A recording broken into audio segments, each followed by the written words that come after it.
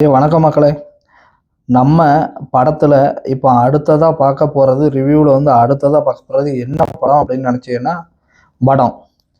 அதாவது கமல் கூட மோது விமல் கூட மோதாத அப்படின்னு சொல்லிட்டு என்ன பண்ணுவாங்கன்னா, ஆன்லைன்லலாம் வந்து விமலோட பேட்டியில போட்டு கிளி கிளி கிளி கிளின்னு என்ன பண்ணிட்டு இருப்பாங்கன்னா கிழிச்சுக்கிட்டு இருப்பாங்க.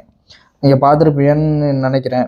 அப்போ கமல் வந்து இப்போ நடிக்கிற படங்கள் எல்லாம் வந்து பட்ஜெட் ஃப்ரெண்ட்லியான படமா இருந்தாலும், படம் அப்படிங்கிற படம் வந்து நிறைய இன்ஸ்டாகிராம் இன்ஃப்ளூயன்சர், அதுக்கப்புறம் யூடியூபர்ஸ், கொஞ்சம் பிரபலமான சின்ன சின்ன ஆக்டர்ஸ் இவங்களெல்லாம் வச்சு மொய் விருந்து அந்த மாதிரிலாம் பெரிய பெரிய விருந்துகள்லாம் நடத்தி வந்து படத்தை எப்படியாவது ஜெயிக்க வைக்கணும், ஓட வைக்கணும் அப்படின்னு சொல்லி ட்ரை பண்ணுறாங்க.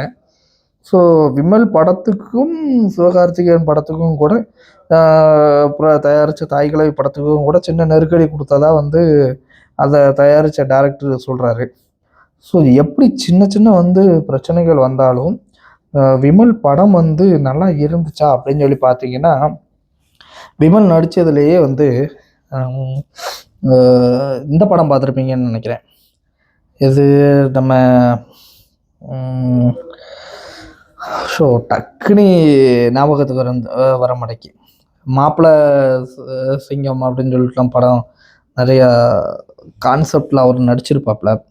மாப்பிள்ளை சிங்கம்னு நடிச்சிருப்பாப்புல. அதுக்கப்புறம் இந்த கலகலப்பு அதில் நடிச்சிருப்பாப்புல. இந்த மாதிரி நிறைய படத்துல இருந்து ஒரு சின்ன சின்ன பிட்டை எடுத்து ஒரு ஃபேமிலி ஸ்டோரி மாதிரி, அதாவது மதுரை சம்பவம் படங்கள்லாம் பார்த்தீங்கன்னா, அண்ணா பையன் மேலே வந்து கை வச்சிடக்கூடாது அப்படின்னு சொல்லிட்டு கான்செப்ட்லாம் வரும். இந்த மதுரை சம்பவம், அதுக்கப்புறம் வந்து நம்ம தனுஷ் நடித்த படம், விஷால் நடித்த படத்துலலாம் பார்த்தீங்கன்னா, ஒரு ராஜ்கிரண் மாதிரி ஒரு பெரிய ஆள் இருப்பாப்புல. அதுக்கு வந்து பேக்ரவுண்டில் அவங்க மகனை வந்து தொடுறதுக்கே வந்து பயப்படுவாங்க. அந்த மாதிரி கதைகள்லாம் வந்து கொஞ்சம் கொஞ்சம் எடுத்து என்ன பண்ணிட்டாங்கன்னா, பிரியாணி செய்யணுன்னா ஃபஸ்ட்டு வந்து ஒரு பாத்திரத்தில் கறி கன்ஃபார்ம் வேணும். இவங்க என்ன பண்ணிட்டாங்க அப்படின்னா, கறியை மட்டும் விட்டுட்டு தக்காளி, கொத்தமல்லி இப்படி கொஞ்சம் கொஞ்சம் எடுத்துட்டு மட்டன் பிரியாணி செய்ய வந்துட்டாங்க. ஆனால் மட்டன் மட்டும் மெயினாக வாங்கவே இல்லை. அப்போது இதை சாப்பிட்றவங்க என்ன நினைப்பாங்க, என்னடா இது தக்காளி சாதத்தை போட்டுட்டு மட்டன் சொல்லி மட்டன் பிரியாணின்னு சொல்லி ஏமாத்துறாங்களா அப்படின்னு சொல்லிட்டு போயிடுவாங்கல்ல. அதே மாதிரி தான் இந்த படங்கிற படமும் இருந்துச்சு.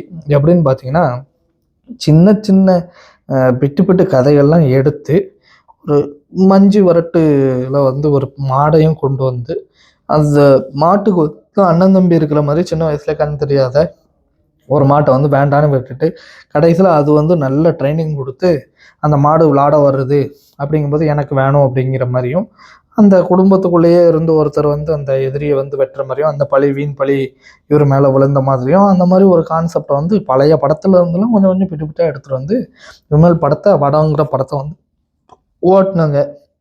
பட் இப்போ உள்ள ஜெனரேஷன் எப்படி இருக்காங்க அப்படின்னு சொல்லி பார்த்தீங்கன்னா, ஒரு சின்ன ஒரு பிட்டு படத்தை வந்து நீங்கள் காப்பி அடித்தா கூட, அதாவது பிட்டு படம்னா அந்த பிட்டு படம் இல்லை, சின்ன சின்ன பிட்டாக வந்து கதையை காப்பி அடித்தா கூட என்ன பண்ணிடுவாங்கன்னா ஈஸியாக கண்டுபிடிச்சிருவாங்க. ஸோ அதனாலேயோ என்னவோ தெரில, விமல் படம் வந்து கண்டிப்பாக வந்து வடை சாப்பிட்ற பைசாவுக்கு தேட்டரில் வடை சாப்பிட்ற பைசாவுக்கு கூட வந்து ஒர்த்தாக இருந்துச்சா அப்படின்னா கண்டிப்பாக இல்லை அப்படின்னு தான் சொல்லணும். அந்தளவுக்கு வந்து படம் மொக்கையாகவும் மக்கள் மத்தியில் எடுபடாத ஒரு படமாகவும் வந்து போயிடுச்சு. ஸோ கதைன்னு பார்த்தீங்கன்னா, சொல்லிக்கிற அளவுக்கு பெரிய கதைலாம் ஒன்றும் இல்லை. அதாவது விமலோட ஆக்டிங்க்கு கொஞ்சம் காமெடி கலந்து நல்ல ரீதியில் கொண்டு போயிருக்கலாம்.